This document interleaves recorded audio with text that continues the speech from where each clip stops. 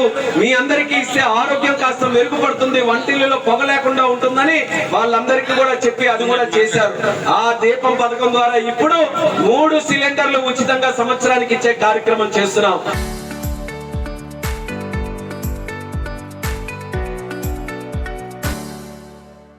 తల్లికి వందనం అని చెప్పి గత ప్రభుత్వంలో మోసం చేసి అందరికి ఇస్తామని ఒకరికే ఇచ్చారు. కానీ మనం ఇచ్చిన మాట నిలబెట్టుకుని ఎంతమంది పిల్లలుంటే అందరికి కూడా 15,000 రూపాయలు చొప్పున ఇచ్చాం.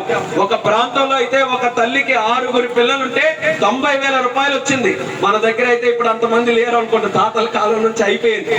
చిన్నాళ్ళు ఉన్నారు, చిన్నాళ్ళ టైంలో అందరికి 10 మంది 15 మంది, ఇప్పుడు ఒకరిద్దరితో అందరిది అయిపోతుంది. కానీ ఎంత మంది ఉన్నా సరే అందరికీ కూడా 15,000 రూపాయలు చొప్పున ఇచ్చాం. రైతులకి అన్నదాత సుఖీభవ కింద సంవత్సరానికి 20,000 అన్నాం, 20,000 రూపాయలు వాళ్ళ అకౌంట్ లో ఇస్తున్నాం. మత్స్యకారులు ఎవరైనా ఉంటే వాళ్ళకి 20,000 రూపాయలు వేట నిషేధ భృతి వాళ్ళకి కూడా మనం కల్పిస్తున్నాం. ఇలా ఎన్నో కార్యక్రమాలు మన ప్రభుత్వం వచ్చిన తర్వాత చేస్తున్నాం. అయితే అన్ని అయిపోయాయని కాదు, ఇంకా చేయాల్సిన ఉన్నాయి. మహిళలకి సంబంధించి కూడా చేయాల్సిన ఉన్నాయి. చంద్రబాబు నాయుడు గారికి అదే ఆలోచన ఉంది. ఆయనకి అవకాశం ఇస్తే చెప్పినవే కాదు చెప్పిన మించి చేయాలని ఆయనకు ఉంది. కానీ రాష్ట్ర ఖజానాలో డబ్బు లేదు. మనం ఎంతైనా మనం ఎవరికైనా ఇవ్వాలనంటే జేబులో తడివి జేబులో ఎంత ఉందనంటే అంతే ఇవ్వగలం. కానీ ఇంకా జేబుకు మించి ఎంతైనా ఉందనంటే మనం కొంచెం సమయం కేటాయించుకోవాలి. రాష్ట్రం మెరుగుపడుతుంది. ఈ 2 సంవత్సరాల్లో బాగా డెవలప్ అయ్యింది. కొంచెం ఆర్థికంగా మనం బలపడ్డాం, కొన్ని కార్యక్రమాలు చేశాం, గ్రామాల్లో కొంత అభివృద్ధి మనం చేసుకోగలిగాం. ఇప్పుడే స్థిరమైనటువంటి నాయకత్వంతో ముందుకు వెళ్తున్నాం. మీకు ఇచ్చినటువంటి ప్రతి హామీ కూడా ఇది నా మాట కాదు, మళ్ళీ చంద్రన్న మాటగా, పవన్ కళ్యాణ్ గారి మాటగా, నరేంద్ర మోదీ గారి మాటగా తెలియజేస్తున్నాను. మీకు ఇచ్చినటువంటి ప్రతి హామీ కూడా తూచా తప్పకుండా నిర్వర్తిస్తామని మళ్ళీ మీ అందరికీ కూడా నమ్మకం కల్పిస్తున్నాను. ఏది మర్చిపోలేవద్దని అనుకోవద్దు. ఎందుకనంటే అవతలు కూడా పార్టీలు ఉన్నాయి, వాళ్ళు కూడా మీ అందరి దగ్గరికి తిరుగుతున్నారు. వాళ్ళు కూడా లిస్ట్ పట్టుకొని ఇది చేయలేదు కదా అది చేయలేదు కదా అని మీకు కూడా కొన్నిసార్లు గుర్చడానికి ప్రయత్నం చేస్తా ఉంటారు. అలాంటి సమయంలో కూడా మీరు చెప్పండి, 2 సంవత్సరాలు కష్టమైనా సరే, మీరు రాష్ట్రాన్ని నాశనం చేసినా సరే, చంద్రన్న మళ్ళీ వచ్చి మాకు ఇవన్నీ కూడా కొన్ని చేశాడు. మాకు చంద్రన్న మీద నమ్మకం ఉంది. ఏవైనా సమస్యలు ఉంటే మేము చంద్రన్న మాట్లాడుకుంటాం. ఇందులో మరి ఎవ్వరు కూడా దూరాల్సినటువంటి అవసరం లేదు. ఆడపడుచులుగా మాకు మా అన్న మీద చంద్రన్న మీద నమ్మకం ఉందని ధైర్యంగా మీరందరూ కూడా చెప్పండి. రానున్న కాలంలో మీకు మిగిలినటువంటి స్కీములు గాని, మరీ ముఖ్యంగా ఇల్లులు పథకం గాని, ఇల్లు కట్టుకోవడానికి, అలాగే కొత్త సైట్లు ఇవ్వడానికి, ఇవన్నీ కూడా ఒక కార్యక్రమాన్ని మంచి రూపకల్పన చేసి మళ్ళీ ఇల్లు లేని వారందరికీ కూడా ఆ పథకం ద్వారా ఇల్లులు కూడా ఇప్పిస్తాం.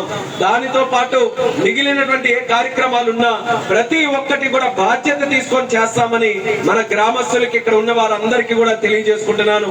మరి మీరందరూ ఎంతసేపు గాని ఆకలితో అలా కూర్చుంటారు నాకు తెలియదు.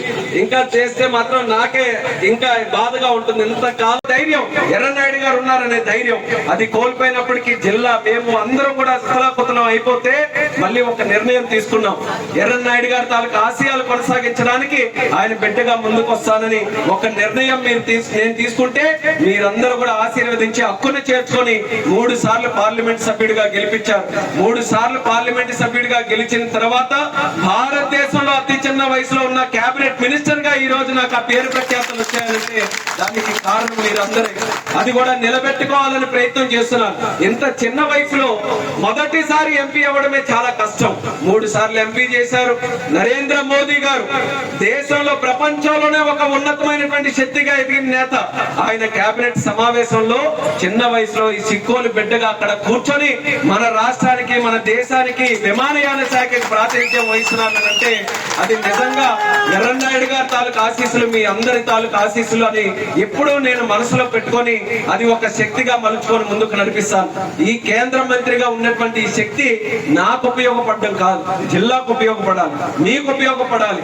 ఆ ప్రయత్నంతోనే ఈ జిల్లాని మరింత డెవలప్ ఎలా చేయాలని అన్ని రకాలుగా చేస్తున్నాం. పాతపట్నం గుడి దగ్గర బ్రిడ్జ్ చూసుంటారు, దానికి ప్రత్యేకంగా 15 కోట్ల రూపాయలు అదనంగా తీసుకొని వచ్చి ఆ బ్రిడ్జ్ ను కూడా త్వరగా పూర్తి చేస్తున్నాం. రైల్వే స్టేషన్ లో రాజధాని ఎక్స్ప్రెస్ స్టాప్ ను కూడా మనం ఇప్పించాం. పాతపట్నం గుడిని ఈ రోజు అభివృద్ధి చేస్తున్నాం. మరీ ముఖ్యంగా ఈ ప్రాంతానికి ఎప్పటి నుంచో ఉన్న ఉన్నటువంటి కళ మన కమలమ్మ కొట్టు, ఇప్పుడు లేదు కొట్టు కానీ చిన్నప్పుడు ఉండేది. ఆ కమలమ్మ కొట్టు దగ్గర నుంచి మాతల వరకు రోడ్డు, ఈ రోడ్డు వెడల్పు చేస్తే ఈ ఉన్న గ్రామాలన్నీ కూడా కొమనాపల్లి, మన గంగుపేట, సీది, ఆ పైన ఉన్నటువంటి గ్రామాలందరికీ కూడా ఉపయోగపడే రోడ్డు అది. అది ఎప్పటి నుంచో ఉన్నటువంటి కోరిక, ఇది కొంచెం వెడల్పు చేయాలి. మేము పట్టుబడుతున్నాం. మేము ముఖ్యమంత్రి గారికి అడిగాం, మా పాతపట్నం నియోజకవర్గంలో మొదటి కార్యక్రమం ఏదైనా చేయాలంటే ఈ రోడ్డు చేయాలని. అది వీలైనంత త్వరలో దానికి కూడా నిధులు తీసుకొని వచ్చి మన రోడ్డును కూడా వెడల్పు చేస్తామని మరొకసారి మీ అందరికీ కూడా హామీ ఇస్తున్నాను. ఇక మిగిలిన సమస్యలు ఏవైనా ఉన్నా సరే ఖచ్చితంగా మా దృష్టికి తీసుకొని రండి. ఒక్కొక్కటి కూడా ఇది సొంత గ్రామాల్లో చూసుకునే బాధ్యత నాది అని మీ అందరికీ కూడా తెలియజేస్తున్నాను. అలాగే వంశధార కరకట్టులు, ఇది కూడా ప్రధానమైన సమస్య. మన దగ్గర కాకపోయినా గ్రామాల పక్కన, వంశధార పక్కన ఉన్నటువంటి గ్రామాలు ఒక్కసారి వరద వస్తే ఆ ఊరెక్కడుందో, చెరువు ఎక్కడుందో, నది ఎక్కడుందో తెలియని పరిస్థితి. అలాంటి కరకట్లకి 400 కోట్ల రూపాయలు మళ్ళీ మనం శాంక్షన్ చేసి ఆ పనులు కూడా ఈ రోజు ముందుకు నడిపిస్తున్నాం. ఇందాక జేజేఎం గురించి జల్ జీవన్ మిషన్, ఇంటింటికి కొలాయి పథకం 150 కోట్ల రూపాయలతో అది చేస్తున్నాం. ఇప్పుడు అలాగే రోడ్డు, ఈ సీది నుంచి మనం మాతల వరకు రోడ్డు, అది కూడా మనం ముందుకు డెవలప్ చేస్తాం.